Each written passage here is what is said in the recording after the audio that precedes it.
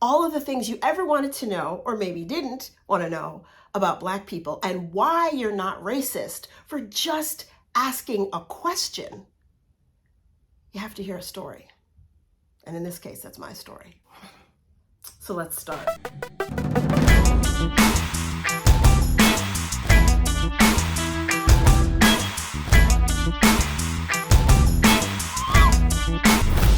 From the age of 2 to the age of 9, I lived in this little rinky-dink small town about an hour and a half outside of New York City.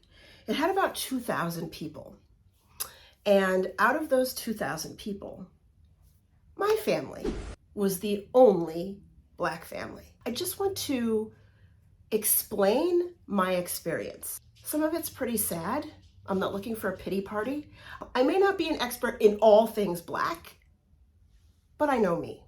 In order to get the opportunity to share with you guys all of the things you ever wanted to know, or maybe didn't want to know, about Black people, and why you're not racist for just asking a question.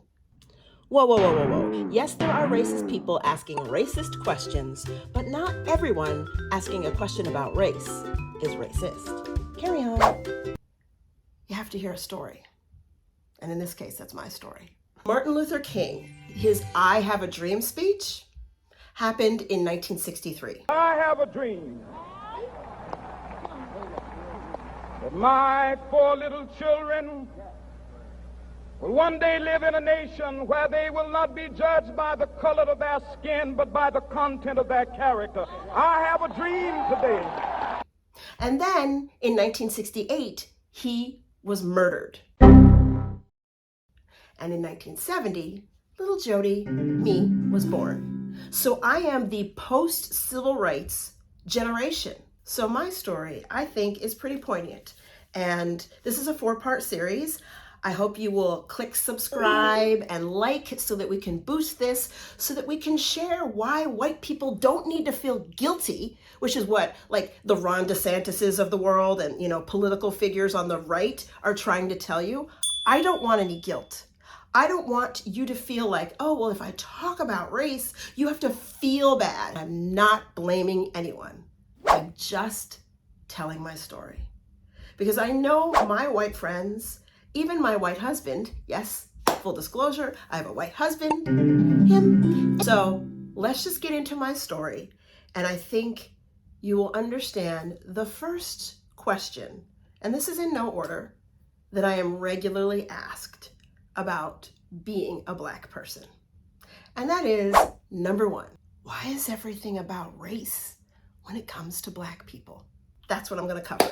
So here I am, I'm this kid, I'm brand new in the world, innocent as innocent can be. But everybody we lived around, including my teachers and my doctors and the grocery store and all that stuff, everyone was white. One of my first experiences with knowing that I was different was when we would go to the grocery store. And I was like 3 or 4 or 5, somewhere in there. And that's when little kids really start to notice differences.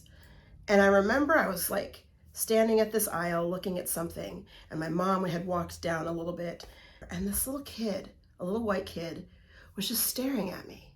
And it was like with confusion, but also with a little disgust. And like, you know how when a dog hears something that they're like a sound and they go like, they tilt their head. Like this kid, he was just kind of like, ew. And his mom kind of came along and just shooed him like, oh, okay, they're just like us. Come on, let's go. Like embarrassed, but like, let's not talk about it. And I'm just like, he's pointing at me and saying, ew. And I don't understand that. And those kinds of things start to happen over and over again. And I don't know if I ever asked my parents why. I don't know if I knew to ask, because it didn't make sense to me. Race is not anything. It's nothing. I don't know about it, so it doesn't occur to me. I just feel icky. what I like to call mushy, just inside, just a sense of what I now know is insecure. Those kinds of things started to happen. And this is before I'm in elementary school, right? Life is good for me for the most part. I loved kidhood. Like before I went to school, we would go places, my family would travel, I got to do things, I was very creative and imaginative, I loved to talk, hello. And so life was good until I went into elementary school. And my brother and I were the only Black kids in the entire school, K through 6. But then when I got to 2nd grade, I had a really mean teacher. This mean teacher was awful to me. Like I said, I didn't know why. And then I found out why. I actually found this out decades later. So I'm in class, 2nd grade, not liking it, not enjoying it, mean teacher, and then all of a sudden I'm swooped out one day into a completely different 2nd grade class. And nobody tells me why. They're like, oh, it's better for you. And I remember Mrs. K, we'll call her Mrs. K, I remember her last name, looking at me with such pity. Now, I didn't know that word when I was little. I remember she was so sweet and nice, and there was a sense of when she would look at me that she pitied me. And again, I can see that now. And it made me feel that insecure, kind of mushy feeling, because I'm like, wait, I just went from like a really mean teacher to a really nice teacher. So now I'm skeptical. Like, I don't understand. Like, mean was the norm, and now she's nice and she's pitying me. Why? Did I do something? It must have been something I did. Is it about me?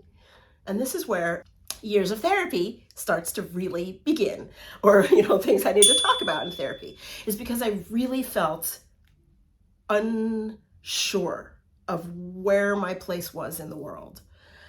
And so I'm in this new 2nd grade class, and she's really nice. Well, decades later, my mom finally told me. So here's the story. That mean teacher, Mrs. U, and I remember her name, I remember her face, That mean teacher, Mrs. U, was friends with one of my mom's friends, right? And Mrs. U and one of my mom's friends and a bunch of other girlfriends went bowling one night.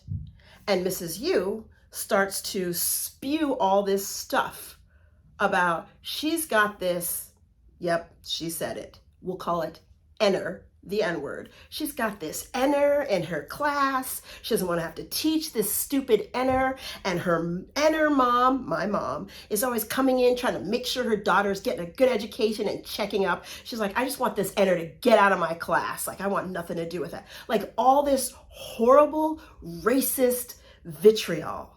And she thinks they all agree with her. That's Mrs. U and my mom's friend, who promptly takes that information back to my mom.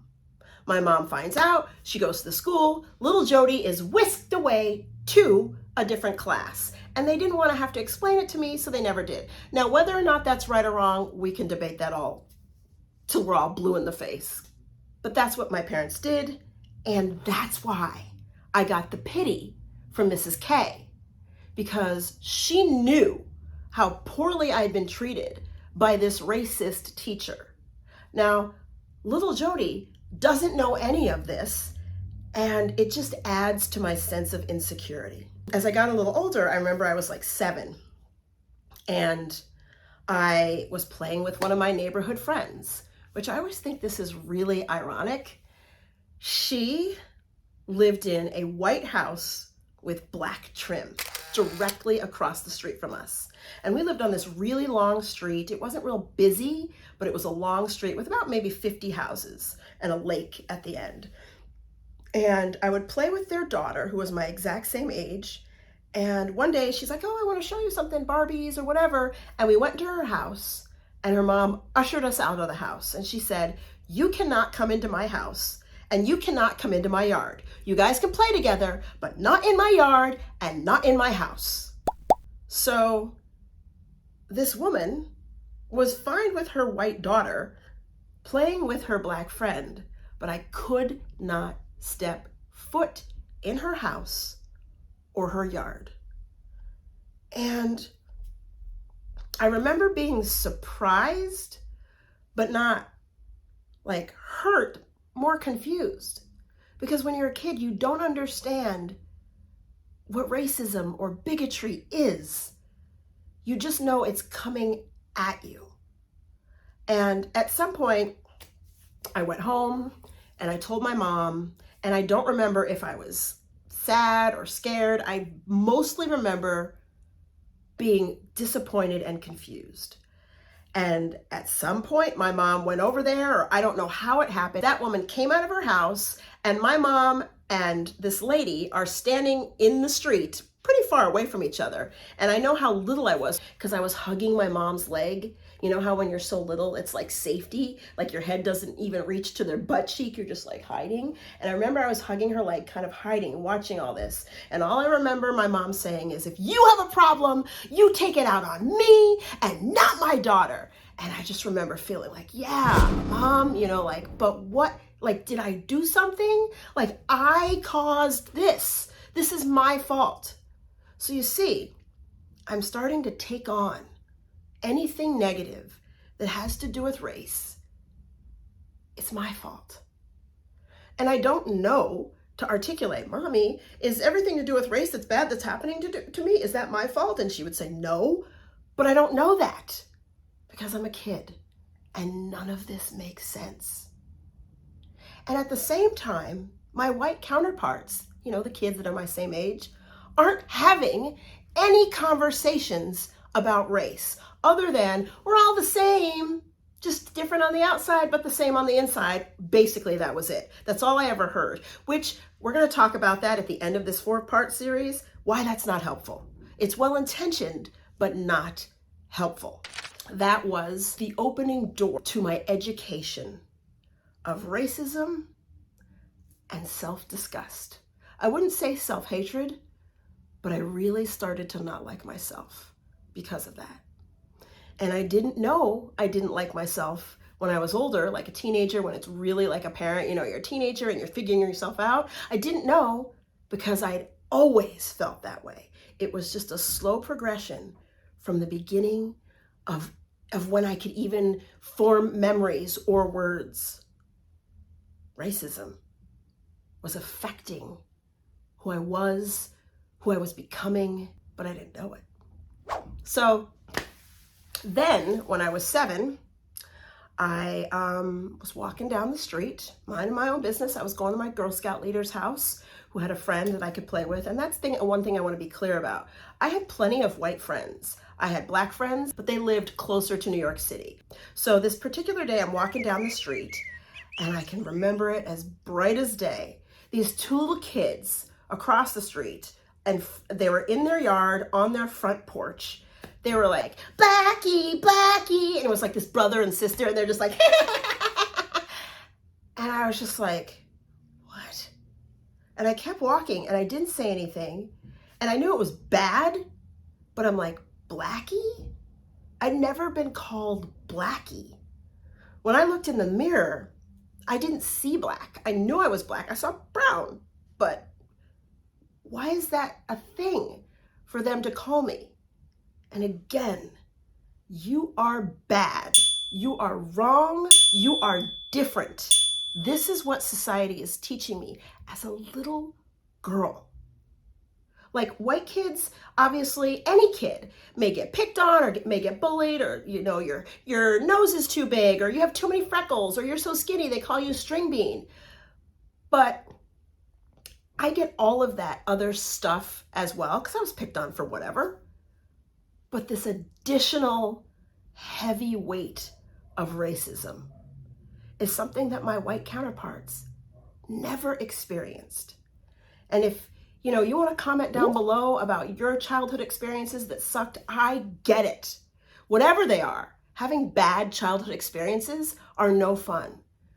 But having racism, something that makes no sense, heaped upon a child is heavy. So I went on to my friend's house and whatever, and then when I went back home, this is after the Blackie situation, I asked my mom, and I was like, why did they call me Blackie, Blackie? And my mom, God bless her, she is and was an explainer. Like, my brother and I never were told like wee wee or hoo hoo. It was always vagina and penis or testicles. Like, we knew all the words because my mom was very clinical and explained everything, wanted us to be fully informed. And I remember we're sitting in our family room and she sat me down and she was like, well, so Black people have what's called melanin in their skin. And I remember she touched right here. And that's what makes our skin more brown. And then white people, she kind of showed the inside of my hand, have skin more like this, which is actually more pink. And they don't have melanin. And I remember thinking, okay, so it's just a color thing. And that was the conversation. Well, I think the next day I walked down to my Girl Scout leader's house again, right by those same kids' house, and they were out there again. Like, you can't write this shit. And they were like, Blackie, Blackie, you know. And little Jody, God bless me, man. If I could go back to my little self and just high five myself, I impressed myself. I turned to them, and mind you, I was not trying to be clever, but I was. And I said, Pinky, Pinky, ha. Because my mom had taught me that I was Black and they were essentially pink because of melanin. I don't know why she explained it that way, but that's what she said. And so I was like, well, if I'm Blackie, Blackie, then you're Pinky, Pinky. And they shut up and they never said another word to me again, ever. And I saw those kids. I remember them being like almost like does not compute, like we're something? Like, no, you're the something. And I promptly taught them that they were something too. And that became a story that we like retold in our household forever. And they're like, oh, she was so clever. Like, it's funny. And I'm really proud of little Jody, but it's also deeply sad that that's my experience as a little kid, that I'm surrounded by whiteness. Again, the American dream that, you know, everyone can be integrated. You're judged by the content of your character, not the color of your skin, but that part didn't happen. It didn't. I have a dream today. So, to answer the question, why is it always about race with Black people? It's because we cannot divorce ourselves from it. It is the core of who we are. It is in the fabric of our experiences from as far back as I can remember. Race is who I was and am. And I told you guys, I have a white husband. White isn't a thing. Like, bear with me here. He doesn't go around thinking people will think poorly of him because he's white. He doesn't go into a job interview and think, might not get this job because he's white. He doesn't go into a store and think, people are going to think I'm stealing because I have a hoodie on because he's white. He doesn't think about his whiteness unless it is juxtaposed to being Black. And as a Black person, you cannot not think about your Blackness, because for as long as you can remember, everyone has told you about it and told you why it's bad. So if that's my experience as a Black female and a white male or some of my white friends never went through anything like that, of course, everything isn't going to be about race for them. So this is what I think. These are my experiences. This is my opinion. I would love to hear yours because I'm open to learn other things and other perspectives. I don't claim to be perfect. I don't even claim to be right about anything or everything except for my experiences.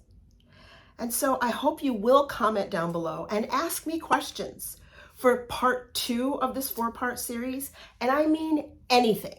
Nothing is off limits. Nothing. Ask me anything you've ever wanted to know, whether it's about critical race theory or why Colin Kaepernick kneeled or what is cultural appropriation, anything. As long as you're kind and respectful about it, I will answer it to the best of my ability. So we're going to talk about it all in the next few episodes, and I will answer your questions.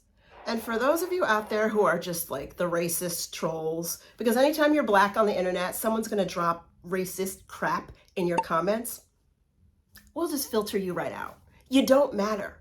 It doesn't affect me. But for everyone else who has questions about what I've experienced or what you've always wanted to know, ask. Even my Black counterparts who maybe grew up in an urban environment, if you want to know experiences that I had that you didn't have, I grew up in a very different way. And I will get into all of that in the next few episodes. And it gets pretty dark. I mean, there's some serious racist stuff, including a shooting. And that's what I experienced. So I want to thank you guys for tuning into my very first episode. And again, it's not going to all be about race, but this 4-part series will be. And then after that, I'm going to do a 3-part series about my experience on Big Brother. For those of you who don't know, I was on the reality show Big Brother. And I've got a bunch of doozies to talk about that show, stuff that I've never said before. So those are my stories.